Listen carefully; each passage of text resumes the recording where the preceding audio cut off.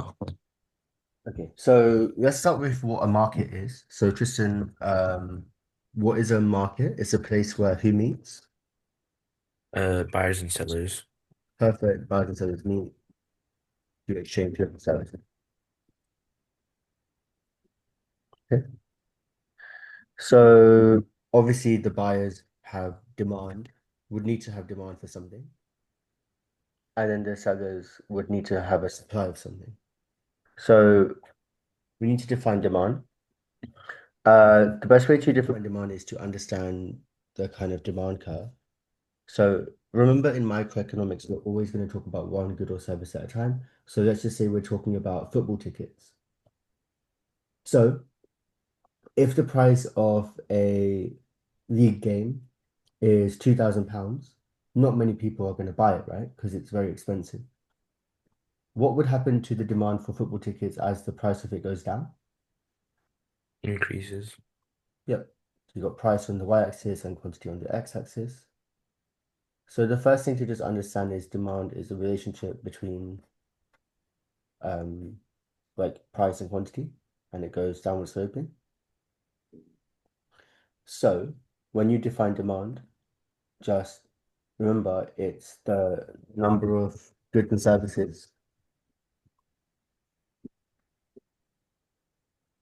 Um, Obviously, so in this case, we're talking about football tickets, so whatever good or service it is.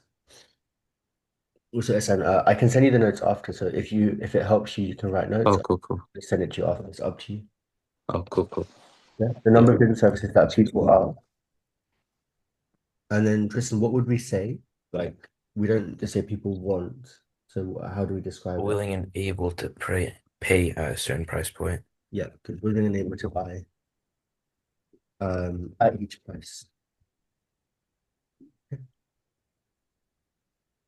So, for example, if the price is £2,000, there's going to be not many people willing and able to buy it. If the price is £100, there's going to be more people willing and able to buy it. And if the price is £10, there's going to be a lot of people willing and able to buy it. So able just means you can afford to buy it, and willing means you want it. Okay? We obviously need to know that it's downward sloping. The reason for that is straightforward. If you want to describe why it's downward sloping, you can just refer back to this and explain that um, people with a certain amount of income will be more willing and able to buy something the cheaper it is, because they can afford it. So then the important thing is understanding the factors that shift demand. So we're extremely specific about what can shift the demand curve. So for football tickets, actually I'll just change it up. So I'll just say for a nice like winter jacket or hoodie or something. Okay. So that's my price and my quantity. Imagine at this price, that's my first demand curve and that's my new demand curve. So imagine it's £40. There used to be this much demand, Q1, and now there's this much demand, Q2. So just to get that out of the way, what can we never say has caused the demand curve to shift? Price. Price. So we cannot say price. Essentially, you get that? We can't say price as a shift of the demand curve, right? Yeah. Obviously, if the price changes, you would just move along the demand curve, like up to here or something. Okay, yeah. So if the demand curve shifts, it's always because of non-price factors. Cool. Then every school is going to be different or every textbook, but we use like kind of acronyms. Like I use pirates to help me remember all of the different things that can shift the demand curve. Okay. So, um, these are all the different things that can make you more willing and able to buy something, regardless of the price. So even if the price is the same, if, for example, your incomes increase, then you're now going to be quite keen to buy. a nice winter jacket. Okay. Tristan, can you give me one more thing? Trends. Good. So if something becomes in fashion, then the demand for that thing will increase regardless of price. I keep saying regardless of price because it's a shift in the demand curve. And if something becomes out of fashion, then the demand curve would shift to the left. SN, can you either remember from school or can you think of anything new just using common sense that would mean that more people will be willing and able to buy, more people want to buy this kind of winter jacket or hoodie? Could it be if there's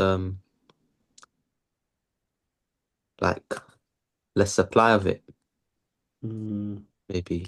Like if it's more valuable in that sense. Um, I kind of see what you mean. So let's be careful about saying supply just in case we're talking about supply shifting. But when you say Okay. if something becomes quite rare, then that's fine. Yeah. So maybe are you saying like because it's rare, it's like kind of becoming more trendy? Yeah, Yeah. probably. Cool. So we'll add that, we'll count that as part of trends, but that's still a good, Okay. yeah. Uh, or actually, if you think that thing is going to sell out, then that could form expectations. So we can say that as well.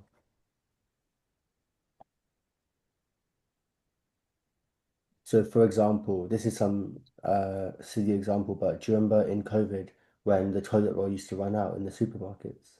Yeah. Why did that happen? Everyone thought it was gonna run out.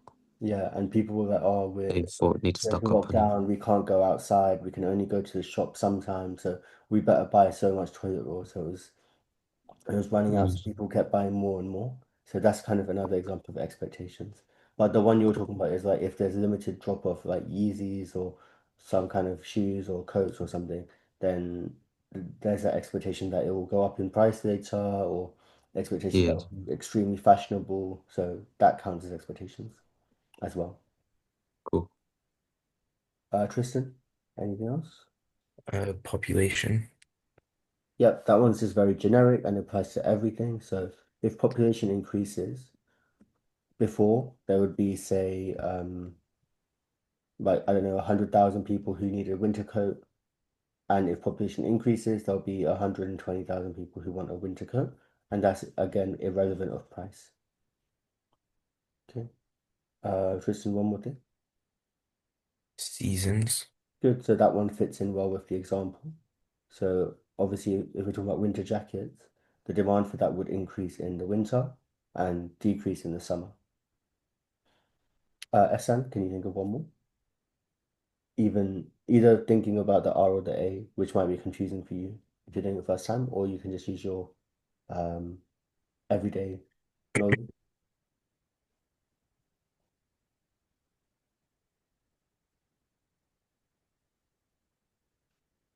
I'm not sure. That's fine. Oh, you're on mute, but it's fine. Nah, I'm not sure. I'm not sure. That's fine. So the last two are advertising. If something has really good advertising, then, for example, Nike could just do it, and there's like a cool ad of something, demand for that thing would increase. If there's bad or Yeah. no advertising, demand could decrease. And then the last one, Tristan, what's the R? It's complementary and substitutes. Good. So the R stands for related goods, but it's kind of split into two things. So the R is related goods, but you can say substitutes or complements. SN, what's an example of a substitute for a winter jacket and a complement for a winter jacket? Substitute could be um well, just literally anything that does the same job. Yeah, Just so like yeah, another coat. like a hoodie or something, right? Or jumper. Okay, yeah. Yeah, cool. And then what about a complement? Um, Could it be something that goes with it, like maybe underlayers Yeah, or perfect. Underwears or trousers like jeans or something, or a okay. hat. Yeah, like a winter hat would be a good example, right? Yeah. Or an umbrella or that kind of thing.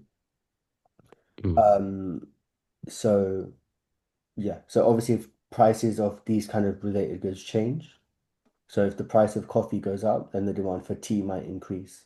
Or if the price of a PlayStation goes down, then the demand for a PlayStation controller will go up because the PlayStation is cheaper, more people will want to buy it, and then more people will need to buy the controller, so that will go up in price.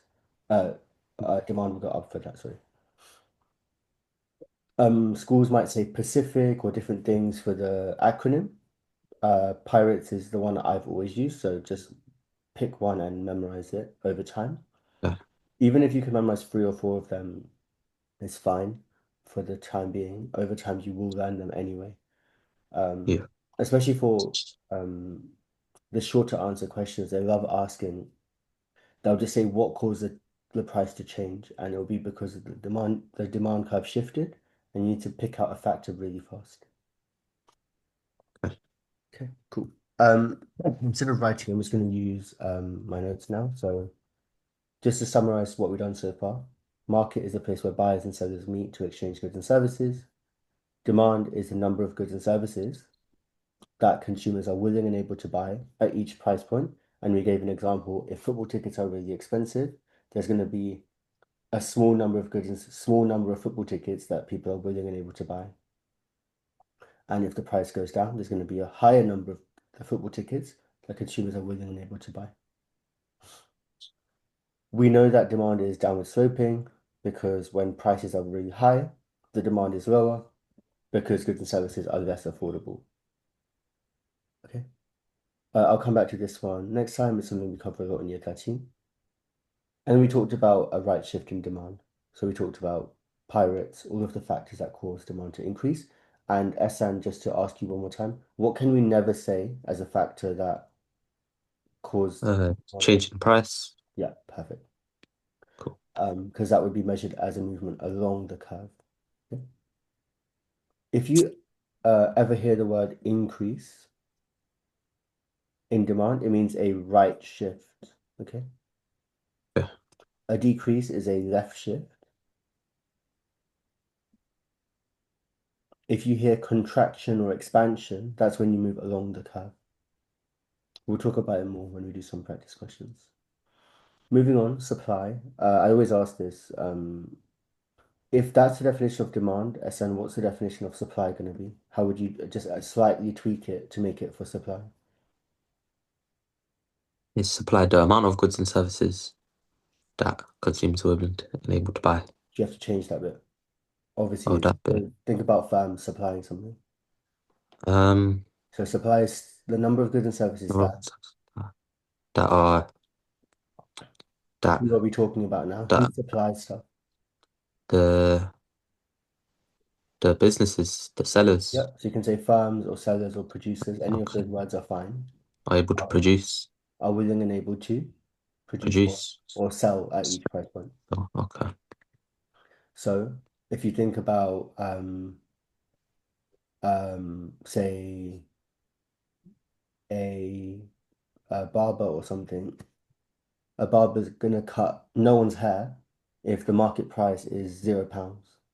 There's no price for a haircut, no one's gonna cut hair, right? Yeah. And if the price of a haircut was £100, there'll be a lot of people who are willing and able to offer a haircut. So we're talking Yeah. from a different perspective about selling something. Yeah.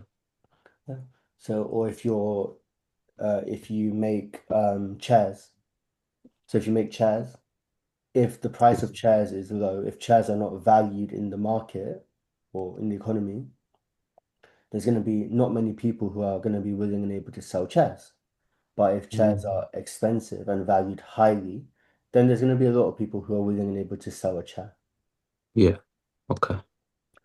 Tristan, what is the one thing that what objective do firms have? What do they want to achieve? Profit.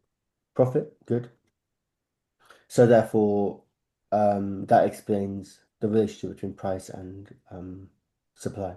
So as price increases, supply also increases because firms are motivated by the potential to make higher profits. Okay. So if you've memorized the demand curve, you can just tweak it. Sorry, if you've memorized the definition for demand, you can just tweak it and you get the definition of supply by just considering that it's about firms. At a low price, there's going to be a small number of chairs that firms are willing and able to sell at each price point. And at a really high price, there's going to be a large number of chairs that firms are willing and able to produce at each price point. Okay. And that's because firms are motivated by profit. Demand and supply are completely independent of each other. They have no relation to each other at all. Okay. But then they will meet at a certain point. So demand is going to be like that. If chairs are expensive, no one's going to buy them. If sofas or chairs are cheap, a lot of people are going to buy them. And if they're cheap, not many people are going to make them. If they're expensive, a lot of people are going to make them. So the price should meet in the middle. That's called the equilibrium price and equilibrium quantity. And just to explain that a little bit more, so always label that as well. Imagine if the price was really high, what would we have, Tristan? What's that called? A surplus. Sorry? Is that a surplus? I don't know if we've done it together, but do you know the word excess something?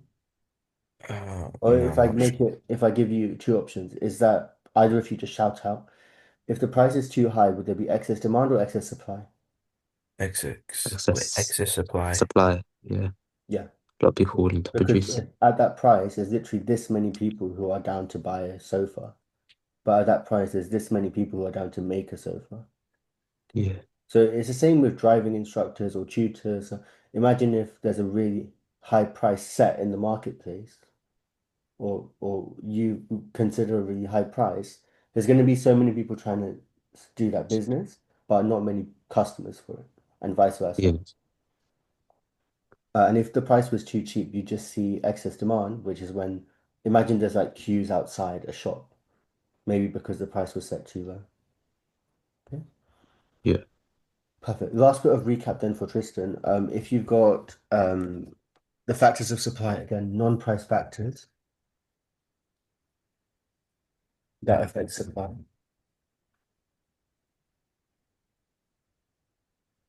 I use PC twins just to help me remember. Tristan, just talk me through one or two that you can remember off the top of your head. A number of firms. Good. So that one's very similar to population in demand. It is irrelevant of what good or service it is. If there's more companies, more businesses doing that thing, then all of a sudden supply would increase. Straightforward. The other ones are more interesting, so carry on. Um, I don't think I can remember anymore. You just use your, okay, either of you, just use your common sense then. What would cause there to be more chairs that people are willing and able to sell or produce? Like, what would cause an increase in the production of chairs at a certain price? Higher prices. Not Oh price. wait, no. No. Higher demand. No. Remember, demand and supply are independent. We're just purely thinking of, we're thinking about, okay, let's think of it this way, right? Imagine, um, mm, Did it have something to do with, with what's it, allocative efficiency, like something to do with that, like what the people like would want them to produce? okay, uh, kind of, not really, no, no. I'm gonna, just so we don't overcomplicate it, I'm gonna give an example. Imagine we got bakeries all around, let's just say London, for example, okay? So bakeries will make cakes and croissants and stuff, okay? So let's just say croissants. Um, all I'm wondering is what would cause there to be more croissants next week compared to, or next month compared to last month. And it can't be price, and it has nothing to do with demand, just the number of croissants that firms are able to make. There'd be The- more resources. Good, that's better. You're on the right tracks now. Is it the cost of raw materials? You're both on the right track now. Wait, just slow down. Good, good, good.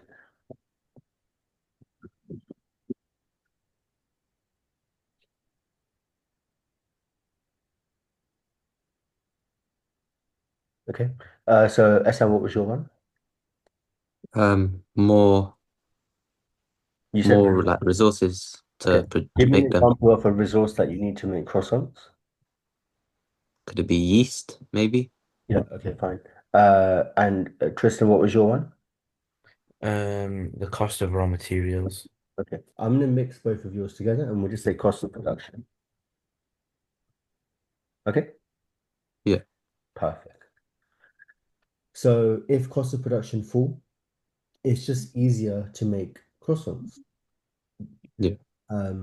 So even if the price of a croissant is still £1, Lidl can now produce more of them. Aldi can produce more of them. Even the small bakeries can produce more of them, just because all of these companies can now get the materials cheaper. Cool. Um, Not every croissant will be handmade. So what would they use to make them? And just like any other product, like shoes and stuff, what would you Oh, technology. do? So if you look at all these factories, like for food, drinks, shoes, clothes, food, they're all going to rely on technology. If there's an Is this improvement all like factors of production stuff? relating to factors of Could you say? production, Okay, they're not just the factors of production, but they relate to it. Yeah. Um, okay. so all of these things will lead to supply increasing. What I want you actually guys to look out for is what why are we doing this? So the reason we're doing this is look out for questions in your exam which say um it will say something like the price increased. No, the price decreased from here to here. So that's P1 and that's P2. What caused that? So the only way price can change is if supply shifted from here to here. So those are the kind of questions you might get. Okay, it could be multiple choice or it could be a short question, and you need to explain why did that happen. And now we're starting to think that if this comes up, we just need to talk about one or two of the factors of supply. Okay. Also, did that make sense? Like if I show this, there's only one way that can happen, right? Yeah. Yeah. Oh, like from the shift of supply. Yeah, like price can't Okay, magically fall. Does that make okay. sense? So it would Yeah, have to be because the equilibrium changed. So in this case, okay, supply would have had to shift. Okay, okay. cool. Going back to this, so far we've said if there's more bakeries, there'll be more croissants. If there's better technology, there'll be more croissants. If there's lower cost of production, there'll be more croissants. Couple more things.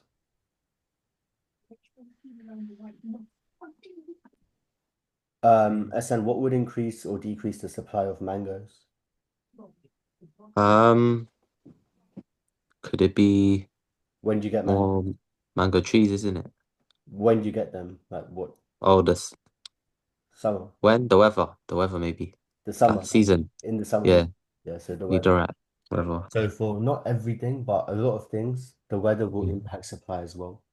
Okay, and Okay. that's again, it's nothing to do with demand, it's nothing to do with price, it's just something that means there'll be more mangoes or less mangoes available.